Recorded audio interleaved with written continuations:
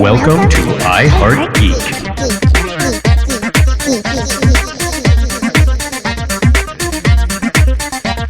And welcome to another episode of I Heart Geek, the quarantine editions. These are weird.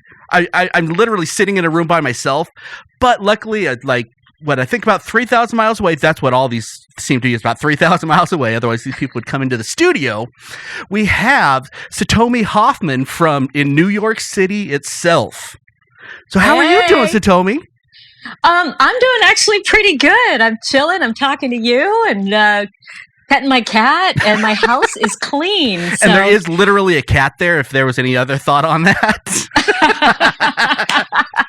There's another one, and she's probably under the bed somewhere, but she might make an appearance if we're lucky.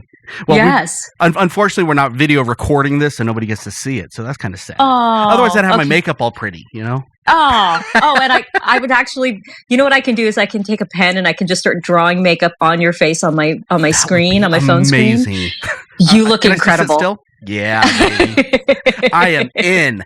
So, before we kind of get started, let's kind of talk about your quote-unquote resume a little bit. You have been in a lot of stuff, especially stuff that the geek world would definitely be interested in. Yay! I want to hit the big one, I guess, first, and that's the Jessica Jones. Where were you? Everybody that's listening to the show has probably watched Jessica Jones, so I want to give everybody kind of a point of entry. Point of reference. Point of reference. Well, you know, I got to tell you, I had no idea until I got on set. I was actually shooting on the very last day of the entire series, and I shot the very last scene that they shot of the entire series. I didn't know it until they called me to set, and I think we had already done like 2 or 3 takes, and then somebody went, "Oh yeah, because you know this is the last one, and then after that, everybody, you know, we're going to have the party, so make sure you stick around." And I was like, "Excuse me, you got to go to the party." I actually did not stay for the party because I do feel like those things are very sacred, and the people that need to be there are the people who have created that bond. I totally agree on that. Yeah. But on the same hand, if I got to hang out with Jessica Jones, I might make an exception. Yeah. And yes, she was there. And I will say it was one of the most delightful sets I've ever been on. But my scene was all by myself. I was a newscaster that was doing a report on. And now I'm blanking on names because we're having this conversation now. But it was about the masked vigilante. Okay, yeah. Yes. So that was, I think, like the 6th episode of the season, I think? No, it was the very, very last episode of the season. It was on the last episode? Okay. Series finale. Okay. Yep. I watched it after we started talking, so I'm like, that's cool. I just kind of forgot which episode it was on. I think my line started, Dimitri Patsaris. It was talking about the attack on him. You're all professional and you're still remembering the names. Outstanding. It's weird. Some people are really good at just, they walk away and the lines go away.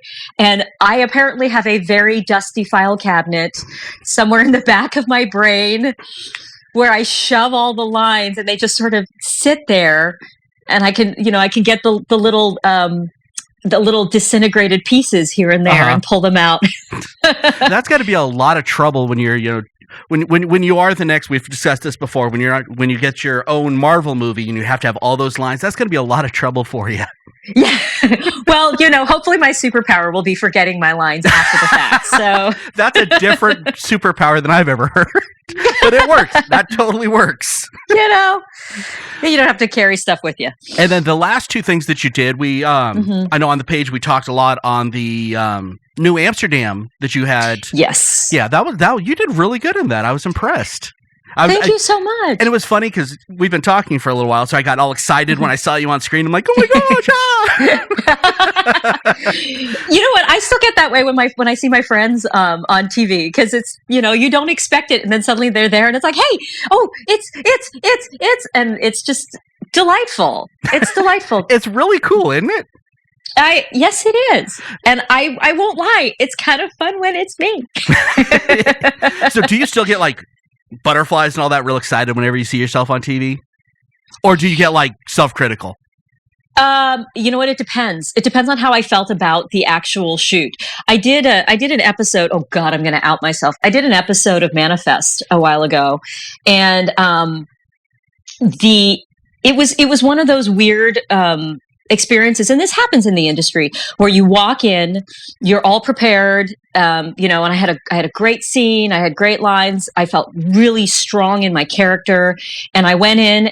We went to set to rehearse it. I started saying my line, and they stopped us and said, "Oh, I'm sorry, we've switched you." And they switched me in my scene, and the guy was in the scene with partner, yeah. High school.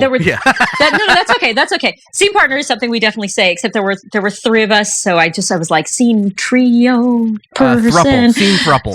Scene thruple. Ooh. I'm gonna get in trouble this episode. We're a forward-thinking group, but yeah. So they switched us last minute, and then and I went to a smaller part, which is fine, except, let's face it, it's still a blow. It always is. And the character that I was playing we were getting our butts chewed out. And so I kind of just gave it to the character. And when I saw it air, it didn't read. It just didn't read. It didn't look right. Mm-hmm. And so that's one of those things where it's like, if it ever comes up where everybody's like, "Oh, I saw you on Manifest," I'm like, "Great." And inside I'm like, dang. Can we pretend that never happened? Well, but nobody knows it but you. But now everybody that you've just told the story to knows. Yes. So now everyone's going to go back, watch that episode and like, huh. She should. Well, didn't we say before we started this it was going to be like, deepest, darkest secrets? Yeah. So here's my Corona confessions. If that's your deepest, darkest secret, I think that we're going to be okay. Okay, it's not. We're just dipping a toe in right now. This well goes deep. Okay, now, and I'm going to want to get back to the New Amsterdam thing for a couple of reasons, but let's go on to what you're doing. Actually, where this is before you recorded it that we are recording before it airs. But you were on an episode of Bull? I have not seen that episode. Or I've seen that show at all. That's HBO, correct? I should know this. No, it's not. It's is it? It's Showtime. One of those. It's Showtime. It's one of those. It's one of those. You know what I didn't do before we sat down and did this is I didn't pull up my resume to have it in front of me to check. I'm sorry, I didn't mean this to look like it sounded like a resume thing. Excuse me, I'm so sorry. I can certainly find that out for you. Oh, actually, no. It'll be posted all over the page when it goes up. Okay, so. I wanna say Bull is actually CBS. Oh, okay. So you didn't have to get naked for it, is what you're saying? No, because HBO, that's what would happen. I mean, let's be honest, it's HBO. No. That I had that joke all set up too, and you just. I'm so sorry. That was a joke? It was a bad joke. It was a bad joke. Okay. I'm sorry. I'm the king of the dad joke here on I Heart Geek. So, are you now? Do you know what? Are you actually a dad? I am. I've been listening to you guys for so long, and I don't recall you mentioning your. Oh no, my kids have definitely been mentioned a lot. Okay, my kids are all teenagers. Well, one's 20. I'm that old. Scary. No. Yeah, I know. I look like I'm young. I don't look old enough to have a 20-year-old. No, you look like a little baby. Well, thank you. You're welcome. And then, going around the table, let's see. Jason has 3 kids. Courtney has no kids, and Blythe is about to have a baby in 2 months. Oh my gosh! Yeah, it's a bouncing baby Blythe. Oh, we're trying to get him to name the child I Heart Geek, just for marketing, but he won't do it. He would. His wife won't. So there's got to be somewhere to turn that into a name. I challenge all the listeners to come up with a name. It doesn't have to be like Tom Riddle, Tom Morvolo Riddle. I am Lord Voldemort, but something with I Heart Geek that would create a name. Like I Harg. It sounds very Nordic. Well, we were within inches of getting him to name him Hal, which is the name of our mascot. So we were just barely, but Tara wouldn't let it happen. Oh. I was bummed. See, and then you could teach him like his first word could be Dave. And that would be amazing. Dave? I don't like what this are you very doing, much. Dave? And the first song would be Daisy Daisy. But you gotta do it with the slow down. Me. Oh, I'm sorry. So, too far. Getting back to Bull, what is it? What are you playing in that? Or all these people have watched by now, so they know. I just don't because I haven't seen it yet. Well, as long as you don't tell anybody, because then I would have to kill you. Well, this will go out after. But this will go out exactly. I'm just saying, you right now. Do you solemnly swear that you will be up to some good? I give my actor's promise, whatever that means to you. Okay, awesome, awesome. Yeah, so I play a doctor. Surprise, surprise. I mean, I have a few doctors in your resume there. I do. I really, really do. Well, you kind of got a doctor look. You look smart. I mean, thanks. You have that kind of air about you. You look like you kind of know what you should be up there. COVID-19 is not. Well, actually, I a while ago did a WebMD thing for for Europe. Oh, how ironic! Where I had to have a British accent and say lots of things that were. Good Lord! Do you want me to just start talking with a British accent? It's raw. Can we do that for the rest of the show? It's an entire thing. Sure, why not? I figure. I've watched enough of The Crown, and so you got the aristocratic. Well, accent. they call it royal RP, which is royal pronunciation, which is very neutral British. It's similar to what was it they called the West Atlantic Gesundheit. Huh? The one they used to have in the old movies, like American the movies. Carr. That they tried to seem British, but they weren't trying to be British. Oh, yes, of course, darling. Of course. That's they all the talk one. Like that. Yes. Oh, we could do this all day long. I'm not even kidding. Yes, we could. And then we end up not talking about anything we were actually planning on talking about. Which is today. fine. I'm okay with that. That's typical conversations on iHeart Geek. Delightful. So anyway, for the bold people. Okay. Yes, Woo, you won't be able back. to miss me. I am at the very beginning of the episode. I set up the episode. I'm a doctor, and I'm taking care of the guy that the show is going to be about. Okay, Bull, I'm guessing. Bull, no, actually. I haven't seen the show, so I don't know how. It's a procedural, I'm guessing, right? It's a procedural, and Bull is the one. He's a I forget what they call it, but he helps with selecting juries and reading juries. Okay, gotcha. Like figuring out which way they're going to go. Okay, so dun, dun, dun. It is the part 1.2 on Law and Order. They catch the bad guy, and then then that would be the middle section. Yes, actually, but they make an entire show out of it. Exactly. Excellent. Wow, I feel deep today. Deep thoughts with Wendell McGowan. I'm in. Okay, so getting back to the character you're playing, the doctor of Bull in Bull. It's not that deep. It's a scene. I'm a kindly doctor. I'm taking care of my patient, bringing him back from the dead, and ooh, wow, you got the hero-ish thing. Well, it's after the fact. My hero stuff has already been done, and I'm there to, it's the welcome back moment. Outstanding. I wish I could tell you more, but my part just wasn't bigger than that. It's all good. We've had we had this discussion before. It's true, but that's a private discussion. That's for me and you. I think I'm not going to do that to everybody else.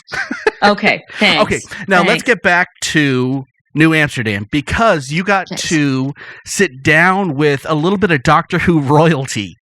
And that I really got to hear about. You got to sit down. If you're not familiar with New Amsterdam, Freema from Doctor Who 10. 10. It was 10, right? She was with 10. Yes, 10. And she had actually a really good part, but I think that they kind of screwed her up at the beginning, and it was hard to recover. I think her stuff at the end was fantastic when she took over the other unit. Yes. I enjoyed that a lot. Yeah. The Love Struck thing, I was like, Yeah. It's funny because it was one of those seasons. Oh, yeah. I can always talk Doctor Who. You want to talk about a rabbit hole? We can do that for like 4 episodes. Let's get into it. Go. I have to say her season yielded some of my absolute favorite episodes. Including Don't Blink, which I know is so many people's, is like right up there for so many people. It's up there. It's not my top, but it's up there. I will say that, so for New Amsterdam, this doesn't always happen with every TV show that you do, but they had an open table read. It was open to anybody who was in the episode to come out and read through the episode. And I felt that this was one that I needed to, just because even though my on-screen time was brief, I wanted to establish some kind of relationship with my daughter, since it was definitely a more emotional segment. And so I went into the table read. Everybody's super cool. Everybody's chill. I generally don't get starstruck. And I walked into the big room and we're all hanging out and chatty. And I turn around and all of a sudden Martha Jones is like walking in the room. And I'm just like, okay. Don't say it. Don't. Whatever you do, don't say, I love your work in Doctor Who. Just don't. Shh. How much does she hate that? Oh my gosh. Well, it's one of those things where it's like, I have to wonder, because I would imagine it was a joyous time to be on that show, because it just looks like such a fun show to shoot. But stressful, yeah. But stressful. And working, she got to work with David Tennant, who's just, brilliant. He's a gift. Yeah. And so it's kind of like when people, talk to me about Phantom, like I was out at the grocery store yesterday, breaking quarantine so I can eat. And I had forgotten that I was wearing a Phantom sweatshirt. And the cashier was like, so did you see the show or are you in it? Wow. Only in New York. Only in New York. And I was like, oh, I totally forgot that I was, that I had it on. And I don't always cop to it. It really depends on my mood. But the fact of the matter is, I love the show and I love that I'm a part of it, and I'm proud to be a part of it, and I'm proud to talk about it. And if people have questions about it, as long as I am not contractually bound not to talk about something, I'm delighted to talk about it. But I don't know if for Freema, if that's a thing or not. Yeah. So I try not to fangirl out. Yeah, I try not to fangirl out with anybody. Although I will say that shared backstage with Arthur Darvill. Oh my gosh, we're both stupid. Okay. Yes. I was calling him Rory. Oh my gosh. I'm so sorry, Mr. Darvill. Yeah, like he's listening. Okay. Okay. If he is, I like your taste in ska. Yes, there we go. But yeah, so I mean, we shared a backstage with him when he was working on Once, and it was one of those things. I saw him a couple of times, and and again, we run into a lot of celebrities back there, and most of them pretty chill with. And with him, I had to be like, don't say Doctor Who. Just don't say it. Just don't. Was this at the height of the Doctor Who thing, or is this after it kind of calmed down? It was like, oh no, it was his episodes, I want to say, were still airing. Oh wow, yeah, that was nuts. Or they had just finished. Yeah, that was insane. Yeah. I've never seen anything like that for British TV. Can I totally like geek out a little bit more about people that I've met backstage? Oh, are you kidding? Well, Alan Rickman held open the door for me. Oh, he seems like the type. He just delightful and gracious and kind, and let's face it, dreamy. There's something about certain people that you meet them, like Steve Martin. I met Steve Martin years ago. Did you have a good or bad experience? Be honest. Wonderful. Be on. Okay. People are one way or the other because it depends on his mood. You know what? I would imagine that that's kind of what comes with that level of celebrity. Well, I think that's his level of genius in all reality. Yeah. He doesn't relate to people unless he wants to.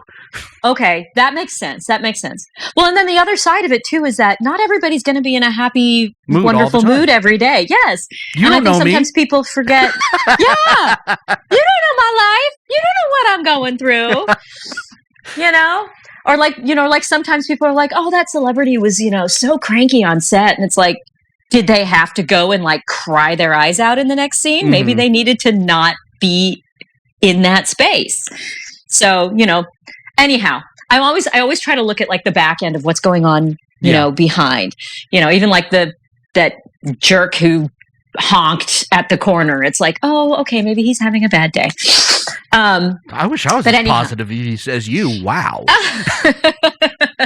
Well, because I've had my days where I've been, not the nicest. And then I've been like, you know what?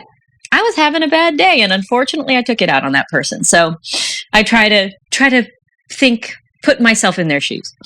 But anyhow, Alan Rickman, got to chat with Tom Hiddleston a little bit when he was performing next door. Mm-hmm. That doesn't sound like a very positive experience. Okay, you said that. Mm-hmm. Oh, he was good. No. Okay. He. Oh, I'm enjoying this, watching you struggle right now. Oh my gosh, I wish we were on video. Well, some people are even more beautiful in person than they are on screen. Okay, that's where it is. Okay. Like some people get prettier on screen, and then you meet them in person, and you're like, "Oh, you're delightful, and makeup really you have a great personality." Yeah. Yes. And then some people you meet, and you're like, "Oh, HD camera is not kind because you are so much more gorgeous." And he's already gorgeous on screen. So it was definitely one of those, like, my tongue swelled in my mouth and I wasn't sure if I could say anything. Thing? Yeah. Yeah, that thing. You're too pretty to talk to. Wow, that was amazing. Yeah. It happens to girls too, I promise. I guess I'm just not that pretty enough to make girls do that. Now I'm sad. Oh. You're pretty in a different way. Oh, that's even worse. You're like friend pretty. I gotcha. You have a great personality. I'm just. You have a brilliant beard. Oh well, I do. I can't argue with that. Yes, I love my. You don't have Sean's beard. Nobody has Sean's beard. We all want to nestle in Sean's beard. So yes, I know. You know what? I kind of have gotten a chance to nestle in Sean's beard. Everybody has that's met him. It's amazing. It's true. Well, when so you guys soft. were talking Seuss, and he was Horton, I was Maisie. Oh, really? So yes. Did you enjoy our Seuss episode, by the way? I loved your Seuss episode. I did. I mean, I wish I could think of something that rhymed right now, but just in honor of that. But Dr. Seuss is one of my heroes. It's just he's just wonderful. So let me ask you this: you're from Vegas originally? Is that how that worked? No, you ended up in Vegas because I'm just kind of. We've talked about you a million times, but we've never actually gotten where's the connection with our show and you? Well, I'm from California originally, and we won't hold that against you. I'm just kidding. Oh wow, that's the look right there. Northern California. Does that help? I'm from Northern California. You are. I'm from Redding. You're from Redding? I'm from Redding, where men are men and sheep are scared. Sorry, Redding people. It was just a joke. I love y'all. That's my home. It's all good. You're definitely from the north. Oh yeah. No, I'm San Francisco Bay Area. So Redding was kind of like central. Yeah. Oh sure. You're from the city. Sure. Yeah. Well, sort of. Yes. Can't you tell by my posh accent? No, Marin County, actually. So, right on. That's which makes me sound there. really moneyed, but, it was the 70s. It's gorgeous up there. And, shout out to my peeps in San Francisco Bay Area. I love it. I miss it. It's fantastic. But I bet you don't miss the price. Oh, well, you're in New York. It's no difference to you. Yeah. It's Pretty about much the same. Yeah. It's about the same. And then you get to Vegas, Vegas, like, everything's so cheap. Oh my God, it was crazy. I bought a house in Vegas. It's amazing, isn't it? That? Huh. Yes. Yeah. I don't think I've laughed this much on an episode in a long time. Yay! You win. You get an award or something. Okay, I'll take it. As long as is there a statue involved? I'll take a statue. But you have to come and pick it up. Okay, I'm down with that. Okay, I'm down with that. If that'll get you on the show, we'll do it. I'm in. I just realized that 11's behind you on your wall. Yep. I have all sorts of stuff. Oh yeah. If you watch the videos, we figured if you get bored watching the videos, you have things to look at on the wall. That's why there's everything back there. Well, see, usually I can see the stuff that's at the top, the Flash and Superman and Batman and stuff, but usually your beautiful bearded head is usually in front of Matt Smith. So isn't it? Yeah, 'cause I'm always on that side. Yes. So that's why I haven't seen him. So the connection with you in the show. The connection was, so I grew up Northern California. I went to UCLA, worked in LA for a brief time, and then on a whim, saw an audition ad for an audition. That thing, I can't think of what it's called. Casting call? Casting call. Thank you. Tell me my business. Wow, I'm a jerk now. Okay. Please, I beg you. No. I mean, literally, please, because this whole quarantine thing, it's like it's driving you nuts. I did not forget about we were going to be doing this. I just forgot that it was Saturday today. Isn't that weird?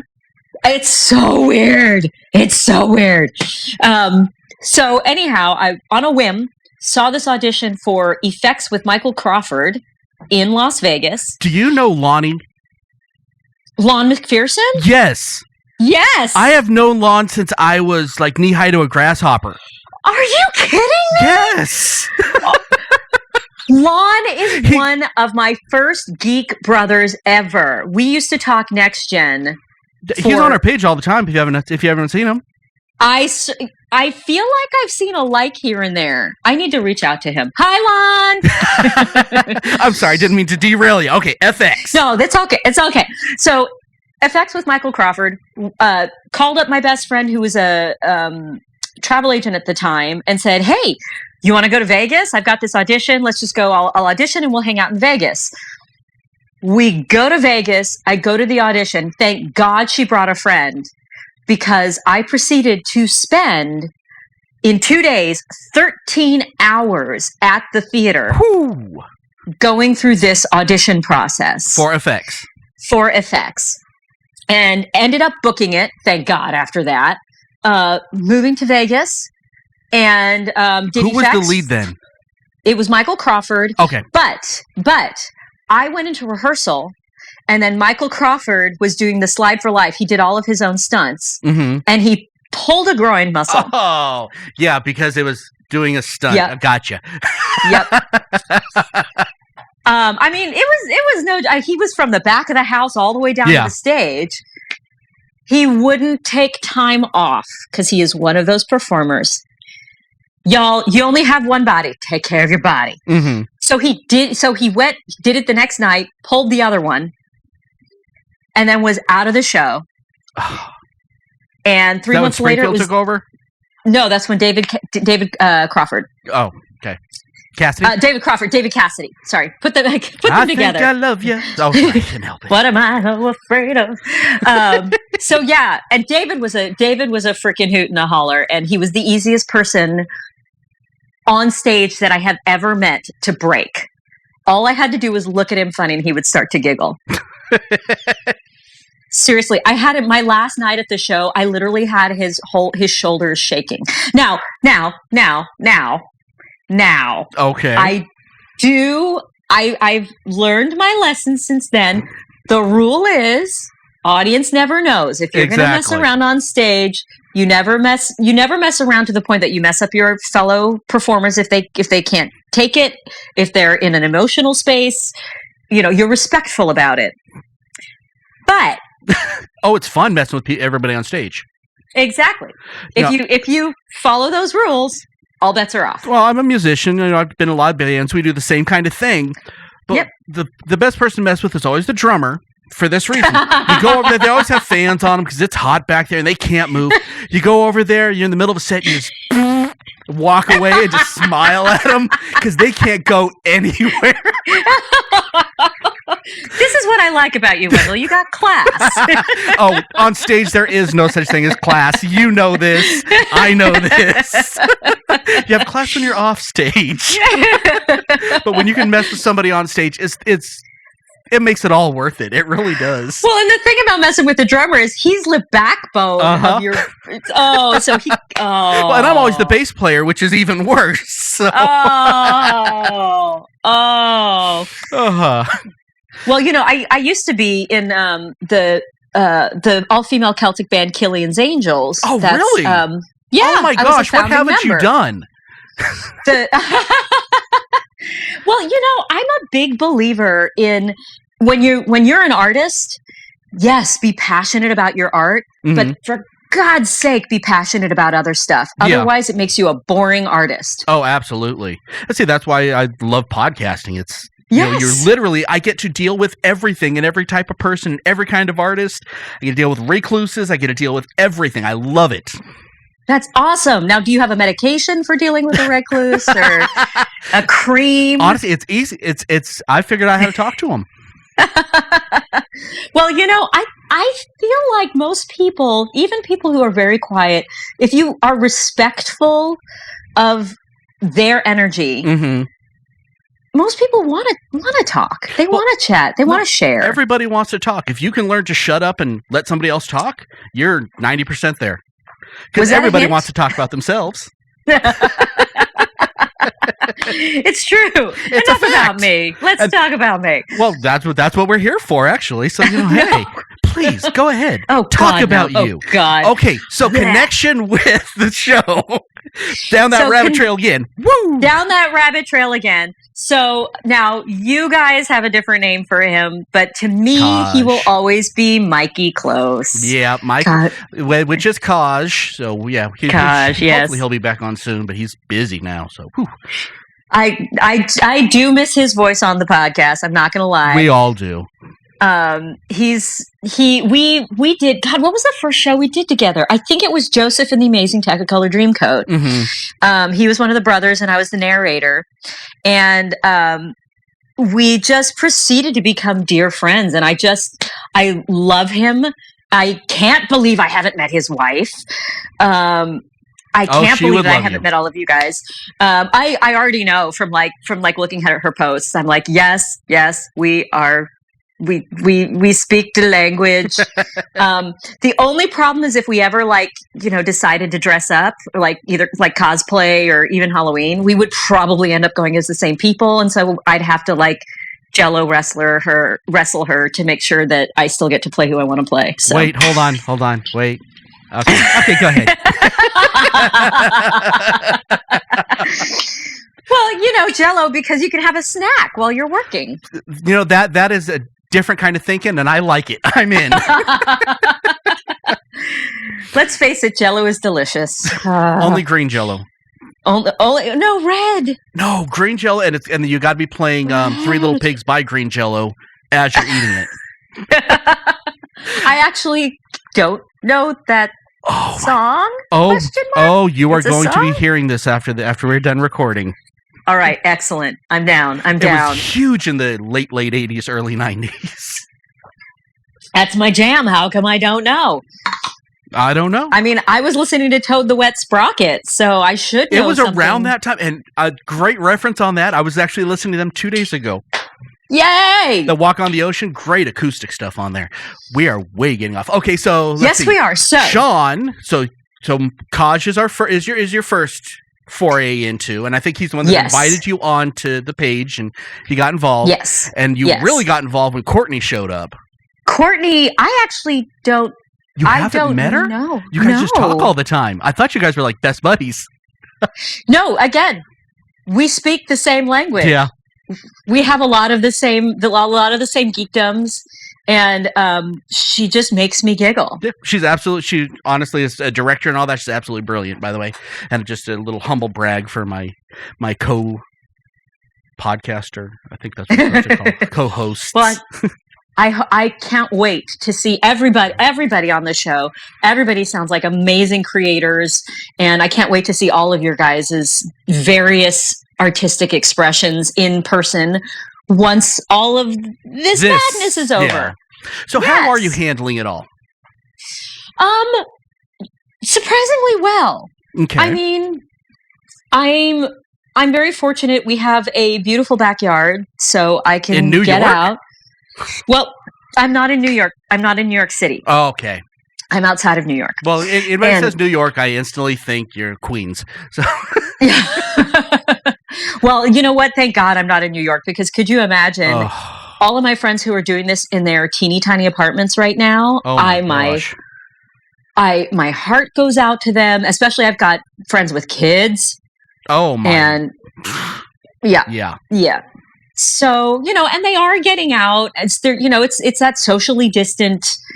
Like I literally got invited yesterday over to a friend's house for a socially distant visit where we would drive up to in front of their house and stand 6 feet apart.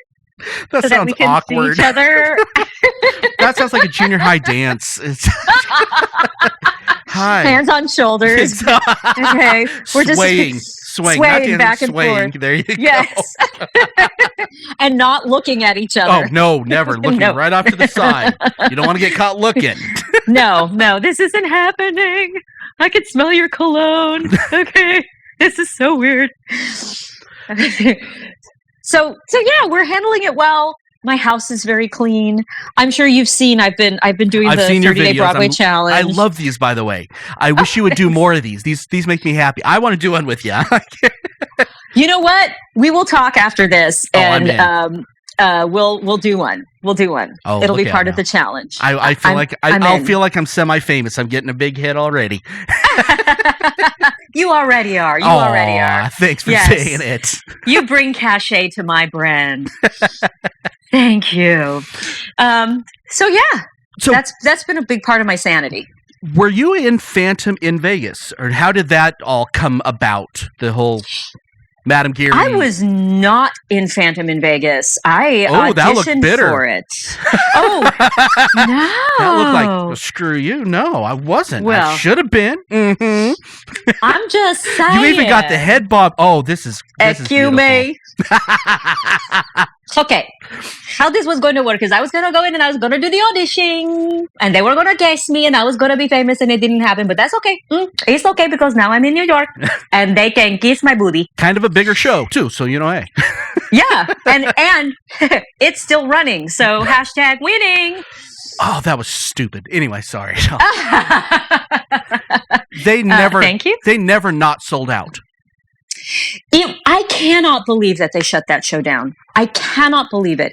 It was now, as a fan of the show, mm-hmm. I did not love that they cut it down to a 90-minute show. I really did think that it lost some of the magic because of the condensation. Yeah. Everything that's in the show is in there for a reason. It's a well put together show. Mm-hmm. It's not perfect, but it's a good ride to go on. Yeah.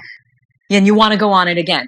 But the performers in it were fantastic, and the tech, the stagecraft, was absolutely unbelievable. Mm-hmm. A lot of the stagecraft is better than the one in New York. Really? Well, the theater was built for the show, so that kind of helps too. Yes. Although in New York, it was more that. So in New York, they actually did. They gutted that theater when Phantom came in, because all of that technology just simply didn't exist. Yeah. By the time that when Phantom opened in 1988, and so. The technology that was put into the theater that is still running today was the top of the line of what was available at the time. We actually have we have trap doors that had to open silently, and this will really get your geek and your nerd side. Okay.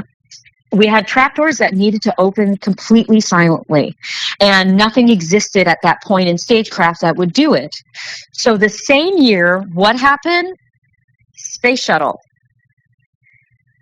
And so the producers at Phantom ordered the exact same parts that open the space shuttle doors. Wow. To open our trap doors because they could move at a consistent pace completely silently. So when you go underneath the stage, you can actually see those parts sitting there. It's a something linear actuator.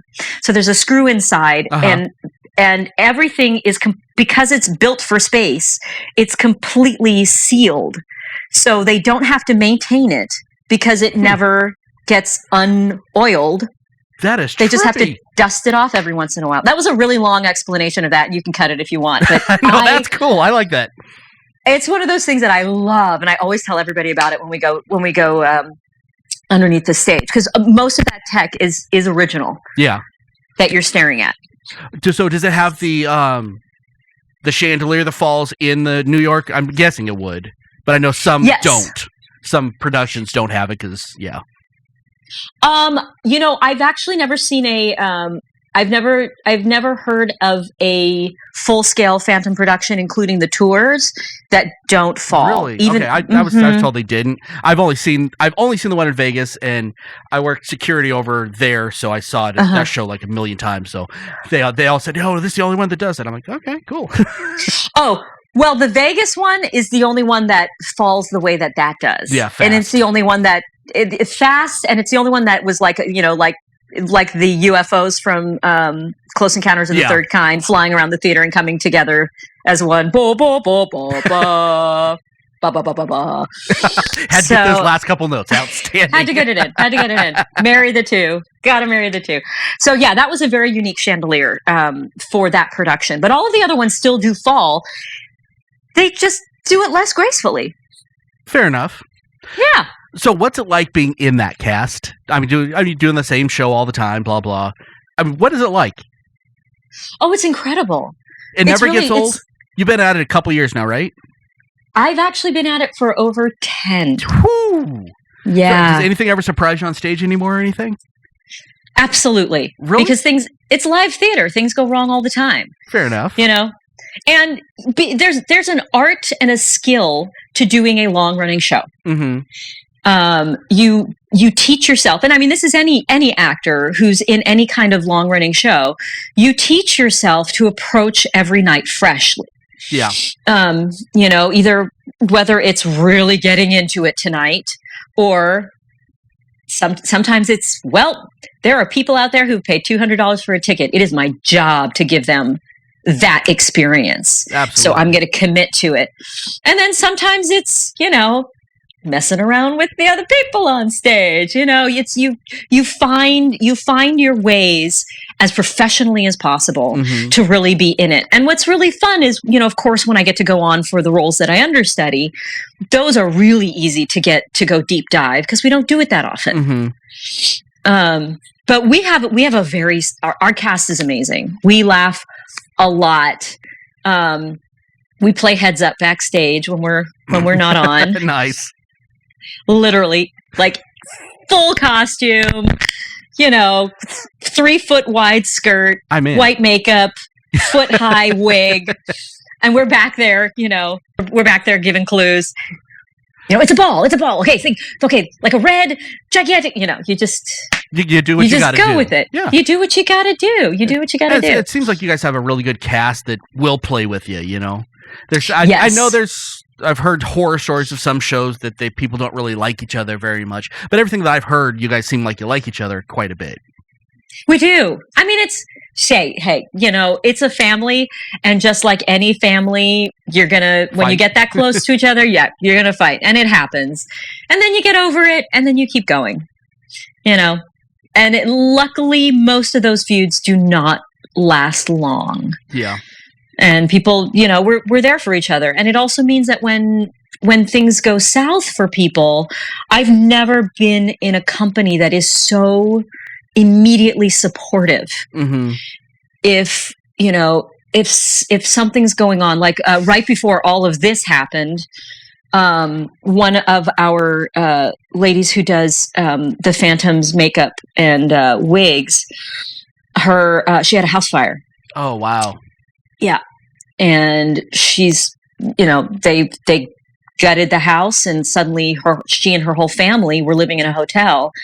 And instantly, within 24 hours, our company had a GoFundMe page going up. People were donating money.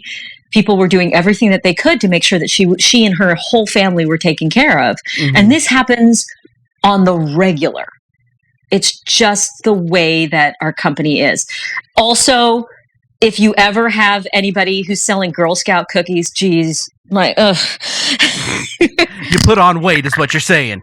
Hundreds of boxes. Oh, geez. It is insane. Well, this actually kind of leads me to something that I've noticed. I don't know if this is a real thing or if this is just something I've noticed for no reason. It seems like the live performers seem like they have a lot more general empathy. And I don't know if that just comes with the territory than the screen actors.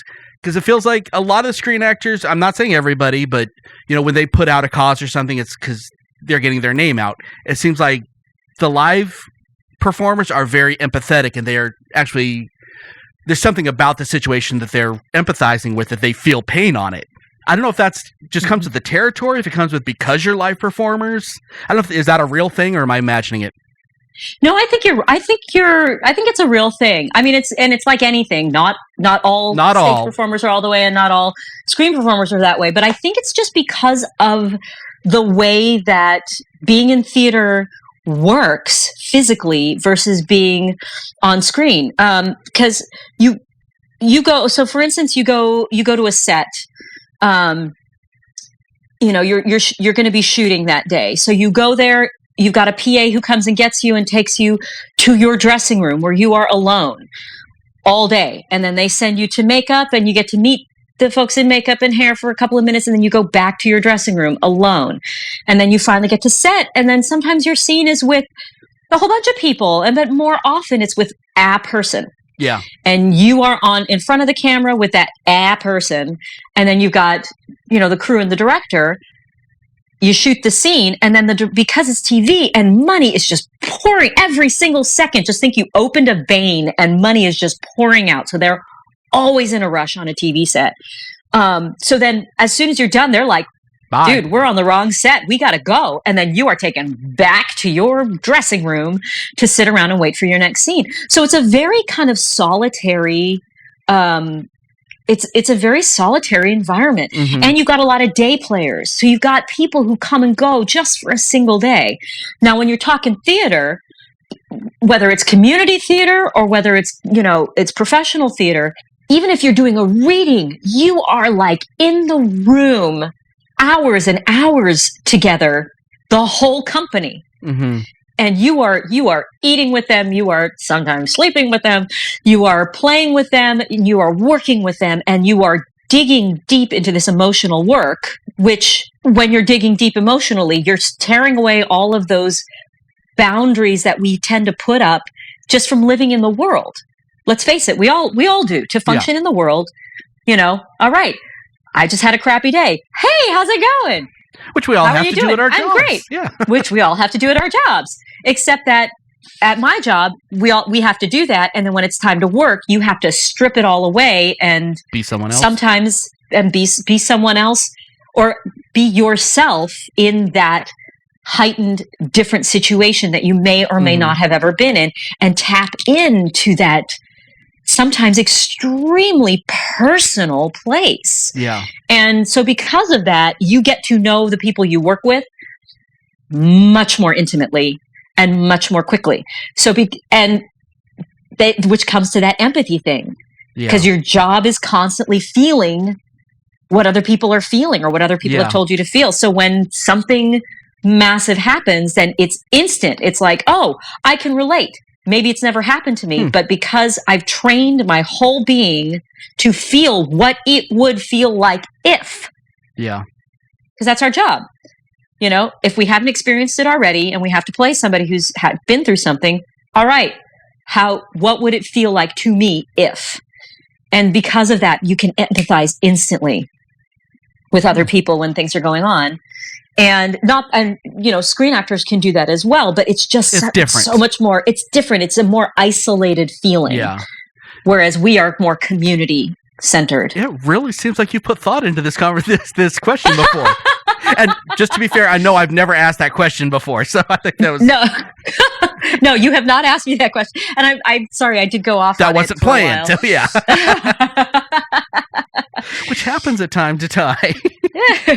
Well, I mean, do you feel like, as a podcaster, that you have a similar experience, for instance, between somebody who would have a radio show that would air daily versus you guys get together?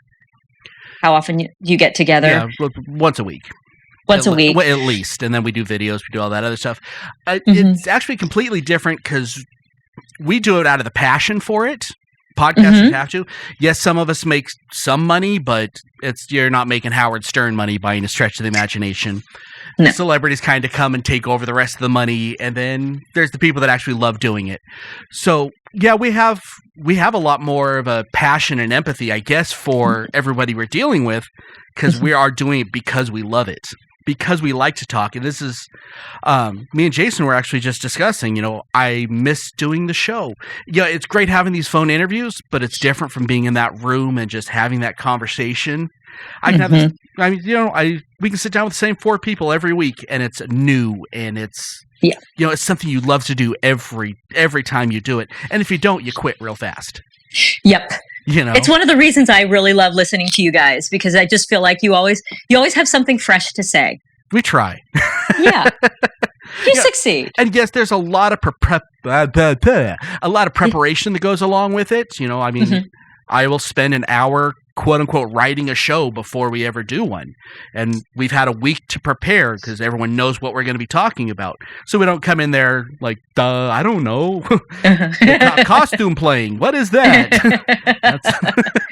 Can I be a Ghostbuster? No, because we like to be able to be a little prepared, but I don't by any means, we never tell people where to make jokes. We don't tell people what to say. We just have an outline of what we're going to talk about. And that's, it'd be nice if you could have that in real life sometimes. Oh God, yes. Can I please prepare for this conversation? But we all do it. If we know we're going to go meet somebody, we kind of practice what we're going to say a little bit. Wow, I never thought of that before. Although I will say this conversation has not gone any direction like that I thought. I'm very good at that. I like taking you off your game. Because I was like, ooh, we go and talk Doctor Who. We did for a minute. We did for a hot second there. Now, out of curiosity, who was your first doctor? Do you remember your first episode? I don't remember my first episode. My first quote unquote doctor was Dr. 4. Okay. And I watched him on PBS when I was waiting for Twilight Zone to come on when I was younger. Twilight Zone. Oh, we've done Love episodes. Twilight Zone. That's one of my favorite shows ever.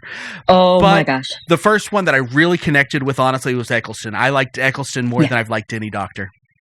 Really? I do. I know that's controversial, but I like the way he... I say, let's take all the stuff we know about what happened behind the scenes. Let's forget about all that, because I don't care. I look at the show itself. If you're watching it in 20 years, you don't know what happened behind the scenes anymore. You don't care that he was a jerk and quit. It doesn't matter. But the way he approached that role after, say, the first 5 episodes, the first time he meets the Dalek, I think is where he becomes my doctor. But yeah, probably the Dalek one, I think, was probably one of the most powerful. The first Dalek time he saw the Dalek. Remember that one? Oh yeah, very well. The underground bunker. The underground museum where they keep getting taken over. The episode, I believe, was called Dalek. Yes, it was. And that was the first time they connected to the old series. Right, right. The first ones didn't. The first episode I watched, I'm like, I watched them in order. I watched when they had the mannequins, and I'm like, this is stupid. What are we watching? I mean, I get it, but yeah. And then you watch the second episode, it kind of grows on you a little bit. First time you see Freema, by the way, in the second episode. Yep. Most people don't know that. And then... then she dies. She's Adiola at that point. Yep. And she's giving away parts of herself, or her grandfather. Yes. Yeah. It's kind of a weird... it's hard to grasp if you don't. Going back and watching them, they're good. But when you watch them the first off, you're like, But that first, the episode Dalek is the one that's like, this is who it is. Mm-hmm. So yeah. So which one's yours? I'm guessing. No, not at all. Oh. Okay. I do remember. I have vague memories of catching it on TV and wanting to watch it when I was little, but for some reason not being able to follow through. Mm-hmm. I got into it. There was a marathon going on I guess PBS or something, and it was The Empty Child. So wow. The gas mask one with Eccleston. Oh God. I mean, that episode went and I was like, this is my kind of show. And of course, twisted. It's so twisted. Well, I mean, as multiple writers and cast members have said, one of the powerful things about Who is that an episode can make you laugh, can make you cry, make you terrified, all in the same moment. And to me that's magic. Yeah. And yes, whenever people are like, yeah, I hear you really like Doctor Who, I'm curious about it. What would you say about it? I honestly always start with, okay, so it's going to get really cheesy sometimes. Oh, yeah. And just brace yourself. Some of it is like, roll, like Velveeta, we are there. But there's something that's so charming about it. It's because they're so... what's the word? Earnest. Sincere. Yeah, earnest. They're is a better word. so earnest. Well, I was talking last week on the interview I did with Dino from We talked about the Sam Elliott did The Man Who Killed Bigfoot and then later killed Hitler. No, killed Hitler and then later killed Bigfoot. It's as bad as it sounds. Sam Elliott is so sincere through the whole thing that it makes you love this movie. I mean, it's terrible in every... You say the name, that's exactly how bad it is. But that earnestness and that just Sam Elliott being Sam Elliott is like, wow, he really believes this. And that's with Doctor Who. That's everybody exactly on cast, in that other movie I just talked about, I'm not going to say the name again.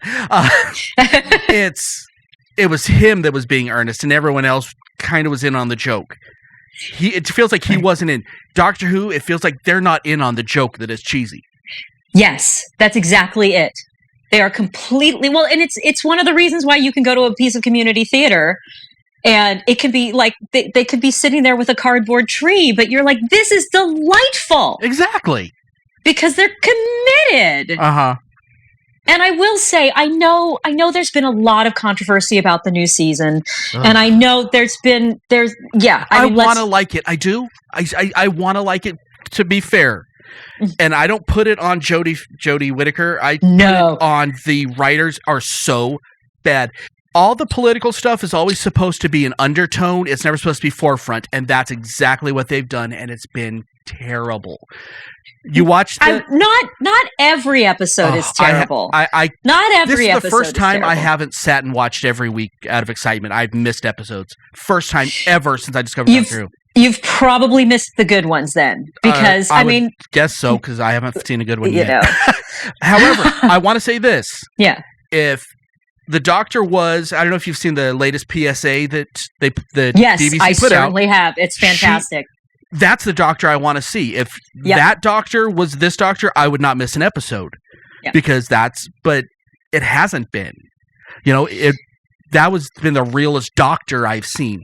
Now, if the stuff was cheesier in it, it might work better. But it feels like they put too much money into it. Now that earnestness doesn't count for anything anymore. I didn't think about it that way, because I mean, I loved... I hate the new screwdriver. Sorry, done. Oh, it's terrible. I will say that there's a little bit of the... and I am a female, and I am all for the female Doctor, but there's a little bit of the on the nose with like the opening credits looking like a yoni flower. That I definitely take issue with. The music's not right. Yeah, it's not. But it's not Doctor Who anymore. I feel like with the massive changeover with Moffat leaving and Chibnall taking over, that there's like, I feel like it's in growing pains. I have noticed that there's a lot more female writers.